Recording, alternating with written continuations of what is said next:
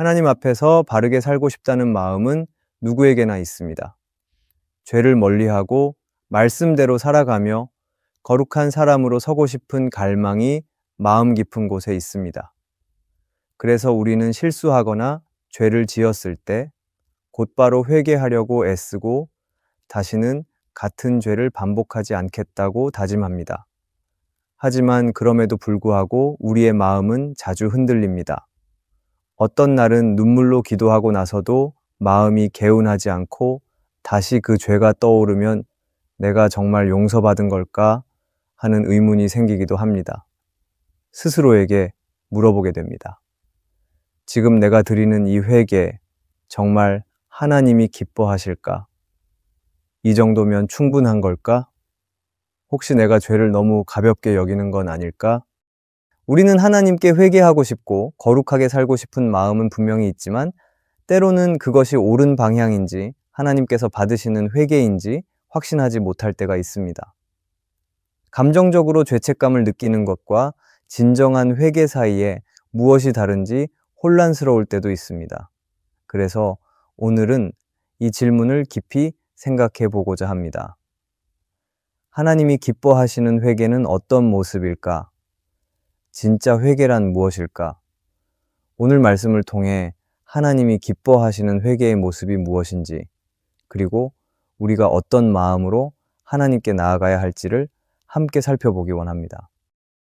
첫째, 하나님은 옷을 찢는 회개보다 마음을 찢는 회개를 원하십니다. 우리도 죄를 지을 때가 있습니다. 분명히 알면서도 넘어질 때가 있고 죄라고 인식하지 못한 채 상처 주는 말을 하거나 이기적인 태도를 보일 때도 있습니다. 그런 후에 마음이 불편해지고 죄책감이 생기면 우리는 곧장 회개 기도를 하며 하나님께 나아가려 합니다. 그런데 어떤 때는 기도를 해도 마음이 시원하지 않고 죄에 대한 무게가 그대로 남아있는 것처럼 느껴질 때가 있습니다. 내가 정말 회개한 게 맞는지, 혹시 그냥 말로만 하고 끝난 건 아닌지 그런 생각이 들면서 혼란스러워질 때도 있습니다. 그럴 때 우리는 스스로에게 이렇게 물어봐야 합니다. 나는 정말 마음으로 회개한 걸까? 아니면 습관적으로 하나님께 용서를 구한 걸까? 하나님은 우리의 말보다 마음을 보시는 분이십니다. 눈물을 흘렸는가 보다 그 눈물이 어디에서 나왔는지를 보십니다. 단지 괴롭고 힘들어서 울었다면 그것은 감정의 표출일 수 있지만 죄를 죄로 깨닫고 하나님 앞에서 내 자신이 얼마나 무너졌는지를 알게 되어 흘린 눈물이라면 그것은 하나님이 받으시는 회개의 표현이 됩니다. 성경에는 다윗의 회개 이야기가 나옵니다. 그는 왕이었고 하나님께 많은 은혜를 받았던 사람이었습니다. 하지만 그는 밧세바를 범하고 그의 남편 우리아를 죽게 만드는 끔찍한 죄를 저질렀습니다. 오랜 시간 그는 이 죄를 감추고 조용히 넘어가려 했습니다. 그러나 하나님은 나단 선지자를 통해 다윗을 책망하셨고 그 순간 다윗은 자신의 죄가 얼마나 크고 무서운 것인지 깊이 깨닫게 되었습니다. 그가 하나님 앞에 드린 고백이 시편 51편입니다. 다윗은 시편에서 내 죄가 항상 내 앞에 있나이다. 나는 죄악 중에서 출생하였나이다. 하나님이 구하시는 제사는 상한 심령이라고 고백했습니다. 그는 외적으로 제사나 형식적인 행동을 취하지 않았습니다.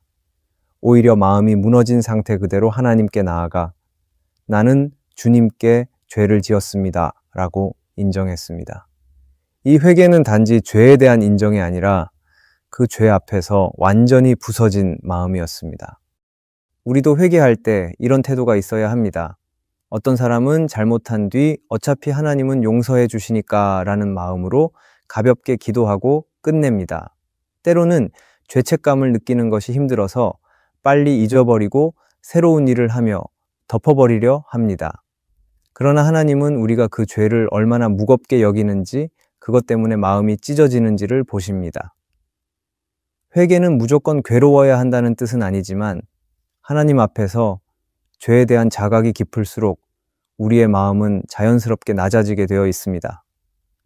실제로 어떤 사람은 회개를 할 때 그저 하나님 죄송해요 한마디로 끝내기도 합니다. 하지만 정말 죄를 깊이 깨달은 사람은 그렇게 간단히 지나가지 않습니다. 왜냐하면 그 사람은 그 죄가 하나님 마음을 얼마나 아프게 했는지를 알고 있기 때문입니다. 그래서 그는 그 죄를 미워하게 되고 그 죄를 다시 짓지 않기 위해 삶의 태도를 바꾸려고 노력하게 됩니다. 이 모든 변화는 마음이 찢어진 상태에서 시작됩니다. 하나님은 우리의 겉모습이나 종교적인 표현에 감동하시지 않습니다. 하나님은 마음을 보시는 분이십니다. 우리가 정말 하나님 앞에서 슬퍼하고 그분을 거스른 죄 때문에 마음이 찢어진다면 하나님은 그 회개를 귀하게 받으십니다. 아무리 큰 죄라도 그 죄를 진심으로 자백하고 마음을 찢어 하나님께 나아오는 사람을 하나님은 결코 외면하지 않으십니다. 다윗이 죄를 고백했을 때 하나님은 그를 용서하셨습니다. 하지만 그 이후의 삶에서 그는 죄의 결과를 감당해야 했습니다. 그럼에도 불구하고 하나님은 다윗을 내 마음에 합한 사람이라고 부르셨습니다. 이는 그가 완벽했기 때문이 아니라 죄를 지은 후에 진심으로 회개하고 하나님 앞에서 다시 서려는 중심이 있었기 때문입니다. 우리의 삶에서도 죄는 반복되고 실수는 생깁니다. 그러나 그때마다 하나님께 마음을 찢는 회개로 나아갈 수 있다면 우리는 다시 새롭게 될 수 있습니다. 하나님은 진심으로 자신을 낮추며 나아오는 사람을 기뻐하시며 마음이 부서진 그 자리에서 다시 시작하게 하십니다. 회개는 한 번의 행동이 아니라 하나님 앞에서 다시 서려는 마음의 중심입니다. 마음이 찢어지는 그 자리, 하나님 앞에서 눈물이 나는 그 자리, 내 죄가 너무도 부끄러워 고개를 들 수 없는 그 자리, 바로 그곳이 하나님께서 가장 가까이 다가오시는 자리입니다. 우리가 하나님은 옷을 찢는 회개보다 마음을 찢는 회개를 원하신다는 것을 기억하기를 바랍니다. 둘째, 진짜 회개는 핑계와 변명을 하지 않습니다. 우리는 잘못을 지적받을 때 본능적으로 방어하려는 마음이 먼저 올라옵니다.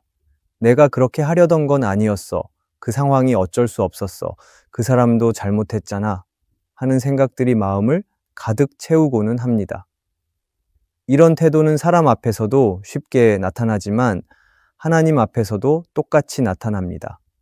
하나님께 회개한다고 하면서도 마음속 깊은 곳에서는 죄의 이유를 정당화하고 누군가의 탓으로 돌리고 싶어질 때가 많습니다. 하지만 진짜 회개는 그렇게 핑계를 찾지 않습니다.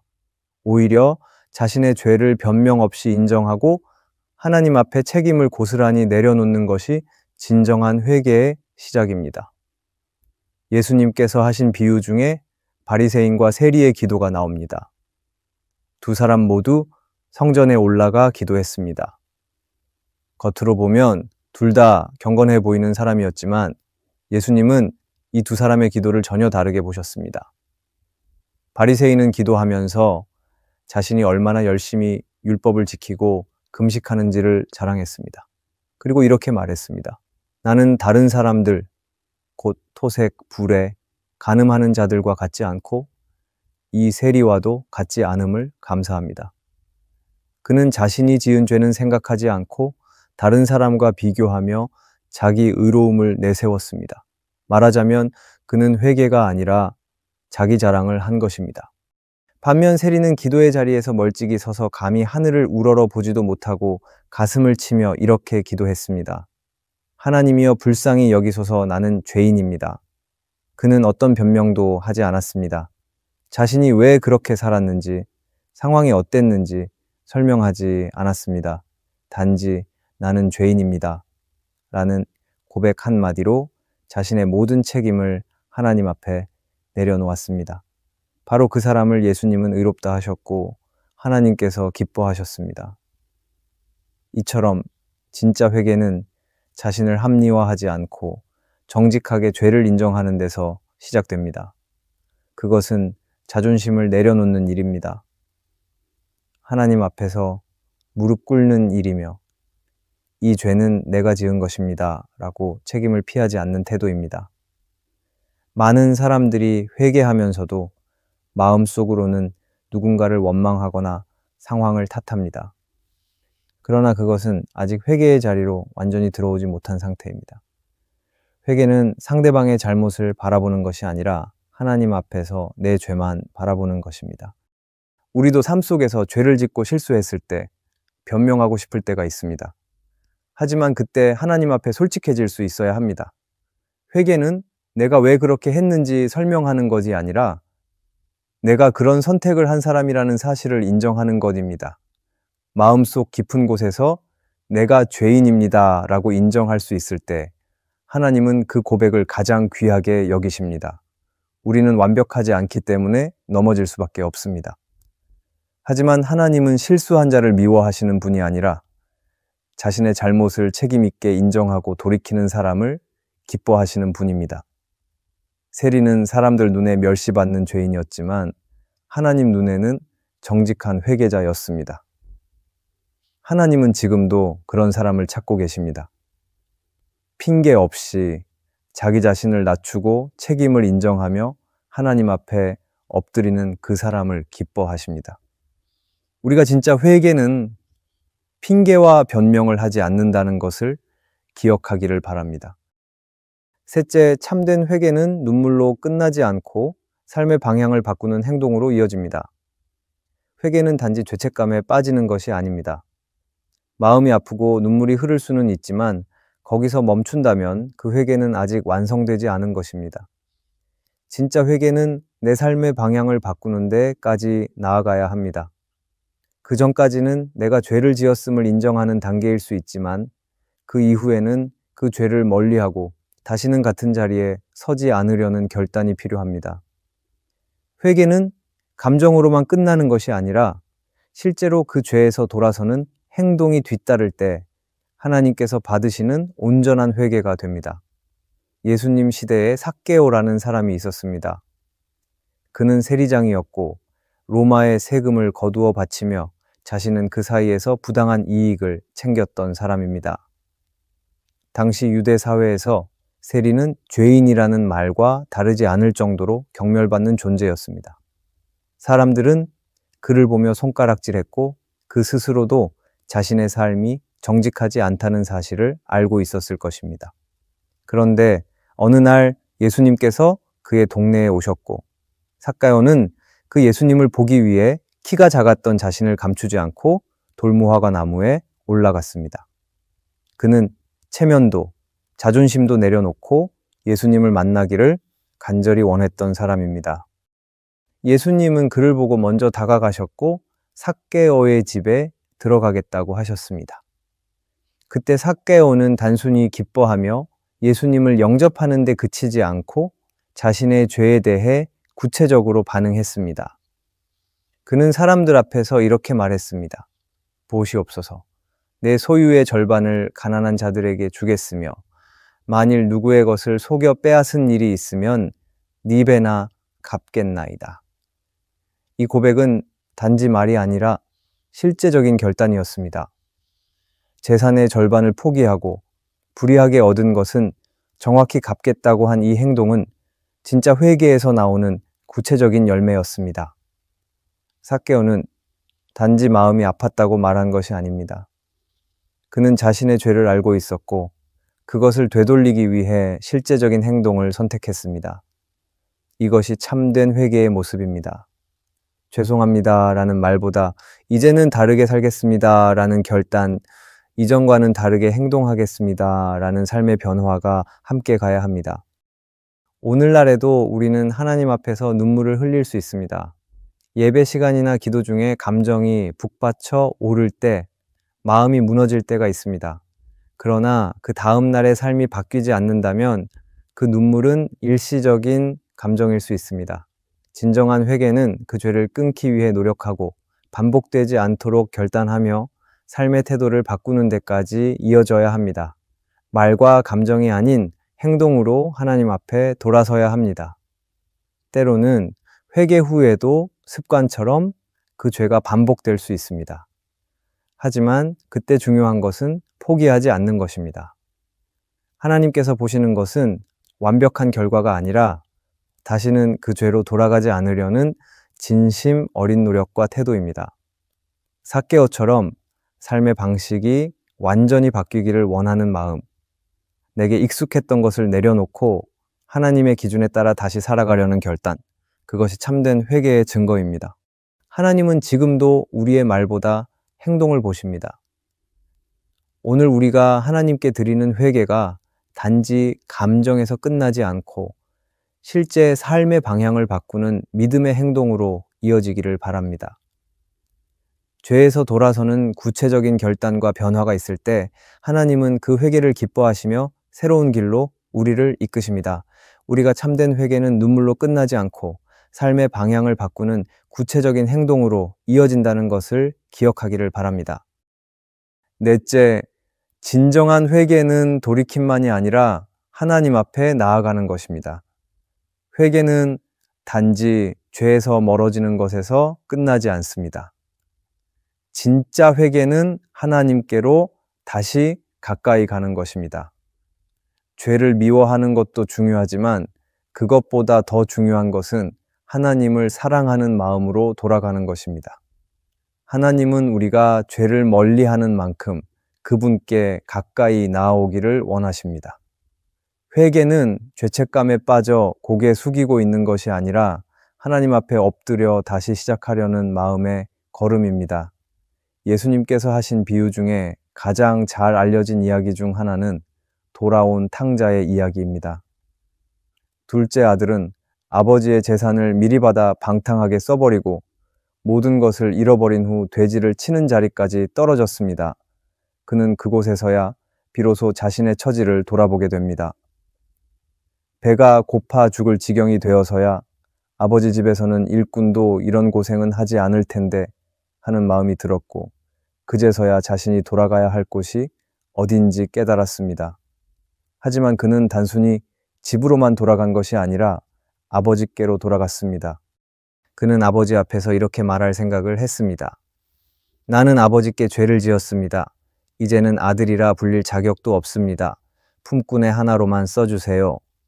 이 말은 단순히 굶주림 때문에 나온 말이 아니라 죄에 대한 자각과 아버지에 대한 믿음에서 나온 고백이었습니다. 그는 아버지가 어떤 분인지 알고 있었기에 돌아갈 수 있었고 다시 품에 안길 수 있다는 희망이 있었기 때문에 걸음을 옮길 수 있었습니다. 진정한 회개는 하나님께로 돌아가는 것입니다. 죄에서 벗어났다고 해서 끝나는 것이 아니라 그 마음이 하나님께 향하지 않으면 온전한 회개가 아닙니다. 우리는 종종 죄를 반성하고 나서도 하나님 앞에 나아가는 것을 두려워합니다. 내가 너무 부족하다는 생각, 내가 이 죄를 반복했기 때문에 이제는 하나님도 지치셨을 거라는 생각이 들 때가 있습니다. 그래서 하나님께 더 가까이 가기보다는 멀리 물러나거나 겉으로만 신앙생활을 유지하려는 태도를 취하게 됩니다. 하지만 회개는 그런 죄책감에 머무는 것이 아니라 그 자리에서 일어나 하나님께 가는 것입니다. 내 모습이 아무리 초라해도 그분이 어떤 분이신지를 믿기 때문에 다시 가는 것입니다. 하나님은 우리가 죄에서 돌이킬 때 이제 됐으니 그만해라 하시는 분이 아니라 그 마음 중심에 다시 하나님을 향하고자 하는 갈망이 있기를 기다리십니다. 죄책감은 회개의 시작일 수 있지만 그것이 계속 우리를 붙들고 있다면 오히려 회개를 가로막는 장애물이 되기도 합니다. 회개란 죄로 인해 떨어진 관계를 다시 이어가는 것이고 하나님 앞에서 다시 설 수 있다는 믿음을 갖는 것입니다. 그래서 진정한 회개는 하나님께 나아가는 걸음입니다. 단지 죄송합니다 하고 끝나는 것이 아니라 다시 기도 자리로 나아가고 다시 말씀 앞으로 나아가고 다시 예배의 중심에 서고 다시 하나님을 찾는 삶으로 옮겨가는 것입니다. 실패한 자리에서 돌아서기만 하고 하나님께 나아가지 않으면 우리는 여전히 그 죄의 영향력 아래에 머물게 됩니다. 회개는 죄에서 도망치는 것이 아니라 하나님을 향해 달려가는 것입니다. 존 파이퍼는 그의 책 하나님을 기뻐하라에서 이렇게 말했습니다. 회개란 단순히 죄를 끊는 것이 아니라 하나님을 다시 가장 큰 기쁨으로 삼는 것입니다. 이 말처럼 회개는 하나님을 향한 사랑을 회복하는 일이기도 합니다. 다시 하나님을 기뻐하고 다시 하나님을 갈망하며 다시 하나님께 인생의 중심을 드리는 결단이 회개의 마지막 자리입니다. 그러므로 지금 우리가 하나님께 회개한다면 단지 죄를 멀리하는 것으로 끝내지 말아야 합니다. 우리의 마음이 다시 하나님을 향해야 합니다. 다시 그분을 찾고 그분을 구하고 그분을 신뢰하는 자리로 나아갈 때 하나님은 그 회개를 기쁘게 받으시고 다시금 우리와 동행하시기 시작하십니다. 죄에서 돌이킨 발걸음이 하나님께 나아가는 걸음이 될 때 회개는 비로소 온전한 회개가 됩니다. 하나님은 우리가 실수할 수 있다는 것을 모르시는 분이 아닙니다. 오히려 우리가 얼마나 연약한지를 아시기에 진심으로 돌아오는 마음을 기다리고 계십니다. 그분은 죄에 대해 침묵하지 않으시지만 죄에서 돌아서려는 우리를 거절하지도 않으십니다. 하나님은 죄의 깊이보다 마음의 중심을 보시며 죄를 끊으려는 결단보다 그분께로 다시 가려는 발걸음을 기뻐하십니다. 진정한 회개는 그렇게 하나님 앞에 나아가는 믿음에서 완성됩니다. 내 죄가 아무리 크더라도 내가 아무리 자주 넘어졌더라도 다시 하나님을 향해 가는 걸음을 주님은 외면하지 않으십니다. 하나님은 그 걸음을 기다리십니다. 오늘도 우리가 주님 앞에 다시 돌아서기를 바라시며 여전히 그 자리에 계시는 하나님 앞으로 나아가기를 바랍니다. 오늘의 말씀이 은혜가 되셨다면 댓글에 아멘이라고 적어주시면 감사하겠습니다. 여러분들이 남겨주시는 댓글은 정말 큰 힘이 됩니다. 그리고 여러분들이 눌러주시는 좋아요와 구독도 큰 힘이 됩니다. 오늘도 함께 해주셔서 감사합니다. 기도하겠습니다. 하나님 아버지, 우리의 마음이 연약하여 자주 넘어지고 죄의 유혹 앞에 흔들릴 때가 많지만 그럼에도 불구하고 다시 주님께 돌아올 수 있는 은혜를 주셔서 감사합니다. 죄를 지을 때마다 도망치기보다 주님께로 더 가까이 나아가는 회개의 걸음을 선택하게 하여 주시기 바랍니다. 하나님, 반복되는 죄 앞에 때로는 고개 들 수 없는 날이 있을지라도 주님의 자비를 믿고 다시 걸어가게 하시고 내 모습이 부족하더라도 주님 품으로 돌아가는 것을 멈추지 않게 해주시기 바랍니다. 매일 하나님을 갈망하고 매일 하나님을 선택하며 매일 하나님께 순종하는 삶으로 나아갈 수 있도록 도와주시고 우리의 중심이 언제나 주님을 향하게 하여 주시기 바랍니다. 예수님의 이름으로 기도합니다. 아멘.